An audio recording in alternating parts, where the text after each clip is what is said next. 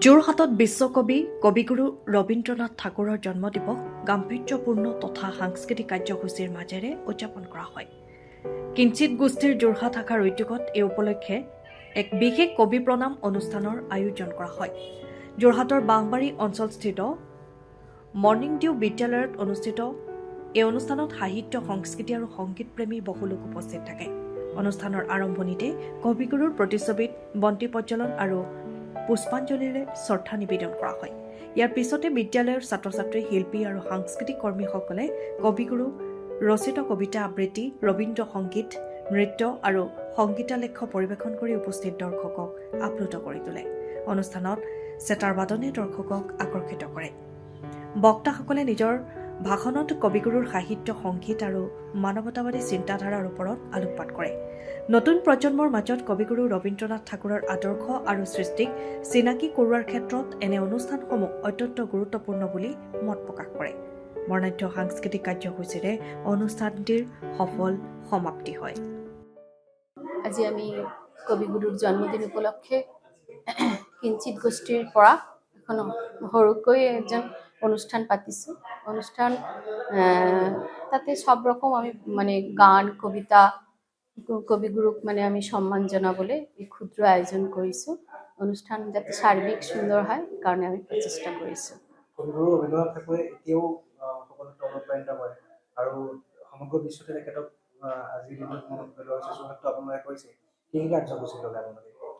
আমি কবিগুৰুৰ জীৱন দৰ্শন, তাৰ জীৱনৰ তেখেতৰ জীৱনৰ প্ৰত্যেকটা অধ্যায় আমি মোৰ মিষ্টাৰে পৰ্যালোচনা কৰিলে। তাৰ লগত মই মিলাই গান গালোঁ আৰু আমাৰ নাচ আছে, কবিতা আছে আৰু বিভিন্ন ধৰণৰ কাৰ্যসূচী আছে। বিশ্ব কবি ৰবীন্দ্ৰনাথ ঠাকুৰৰ ১৬৫ বছৰ জন্ম উৎসৱ উপলক্ষে আজি ইয়াত আয়োজন কৰা হৈছে। বহুমুখী প্ৰতিভাসম্পন্ন কবি, যিজনক কবি গুৰু বুলি সন্মানিত কৰা হৈছে, তেখেতৰ প্ৰতিভা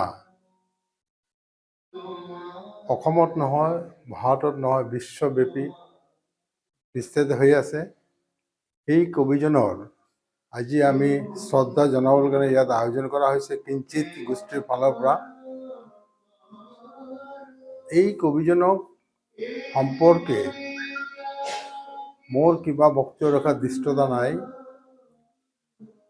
তেখেতৰ মৃত্যু হোৱা 1941 চনত মৃত্যু হৈছিলে।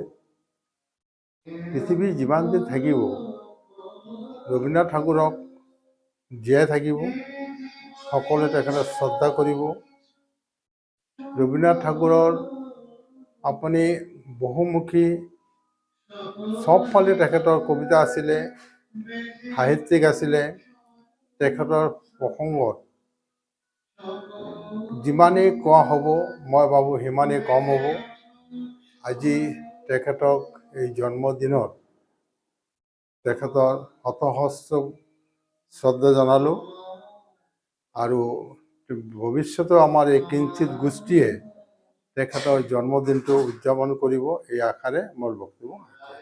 ৰবীন্দ্ৰনাথ ঠাকুৰৰ ১৬৫ সংখ্যক জন্মজয়ন্তীৰ লগত সংগতি ৰাখি আজি সাহিত্য, সংস্কৃতি চৰ্চাৰ এটি অনুষ্ঠান কিঞ্চিত গোষ্ঠীয়ে ৰবীন্দ্ৰনাথ ঠাকুৰক শ্ৰদ্ধা জ্ঞাপন কৰিবৰ কাৰণে আজি এই অনুষ্ঠান আয়োজন কৰিছে। এই অনুষ্ঠানত ৰবীন্দ্ৰনাথ ঠাকুৰৰ নৃত্য, গীত, কবিতা পৰিৱেশন কৰি কবিগুৰুক শ্ৰদ্ধা জনাব। আপোনালোকে জানে যে ৰবীন্দ্ৰনাথ ঠাকুৰ কেৱল নৃত্য, গীত, কবিতা, নাটকতে সীমাবদ্ধ নাছিল। তেখেত এজন দেশপ্ৰেমিক আছিল। 1905 চনত যেতিয়া বংগভংগ আন্দোলন হৈছিল, তেখেতে তাতে সক্ৰিয় ভূমিকা গ্ৰহণ কৰিছিল। জালিয়ানাবাগৰ 1919 চনত জালিয়ানাবাগৰ যি হত্যাকাণ্ড হৈছিল, সেই হত্যাকাণ্ডৰ বিৰোধিতা কৰি, প্ৰতিবাদ কৰি তেখেতক ব্ৰিটিছ চৰকাৰে যি নাইট উপাধি দিছিল, এই নাইট উপাধিও তেখেতে এলাৰে ঘূৰাই দিছিল। ৰবীন্দ্ৰনাথ এনে এটা ব্যক্তিত্ব আছিল যে এই খালি অসম বা ভাৰত বা অন্যান্য দেশ বা বাংলাদেশ নহয়, গোটেই বিশ্বতে তেখেত এজন পূজনীয় ব্যক্তি। তেখেতে তেখেতৰ মহান সৃষ্টিৰাজিৰ কাৰণে প্ৰথম ভাৰতীয় হিচাপত নোবেল পুৰস্কাৰ পাইছিল। আপোনালোকে আমি চবেই জানো গতিকে ৰবীন্দ্ৰনাথ ভাৰতৰ সাহিত্য চৰ্চা বিশ্বৰ আগত তেখেতৰ নোবেল পুৰস্কাৰ পোৱাৰ যোগেদি দাঙি ধৰিছিল, অৰ্থাৎ বিশ্ববাসীয়ে গম পাইছিল যে ভাৰতবৰ্ষতো সাহিত্য চৰ্চা হয়। যদিও আমাৰ ইয়াত বহুত আগৰ পৰা সাহিত্য চৰ্চা হৈ আছে, আমাৰ এই কালিদাসৰ সময় বা আমাৰ শংকৰদেৱৰ সময়তো সাহিত্য চৰ্চা হৈছিল, কিন্তু ই আমাৰ ভাৰতৰ ভিতৰতে সীমাবদ্ধ আছিল। কিন্তু ৰবীন্দ্ৰনাথে নোবেল পুৰস্কাৰ জয় কৰাৰ লগে লগে এই কথা গোটেই বিশ্বই জানিছিল যে ভাৰতবৰ্ষ স্বাধীনতা এই সাহিত্য চৰ্চা হয়। গতিকে আমি এই মহান ব্যক্তিজনক খালি স্মৰণ কৰি বা গান গাই শ্ৰদ্ধা নহয়, তেখেতক সুঁৱৰি আমি যাতে আগলৈ আৰু আমি আমাৰ সাহিত্য সংস্কৃতিক আগবঢ়াই লৈ যাব পাৰোঁ, এই প্ৰয়াসৰে আজি এই আয়োজন। ধন্যবাদ।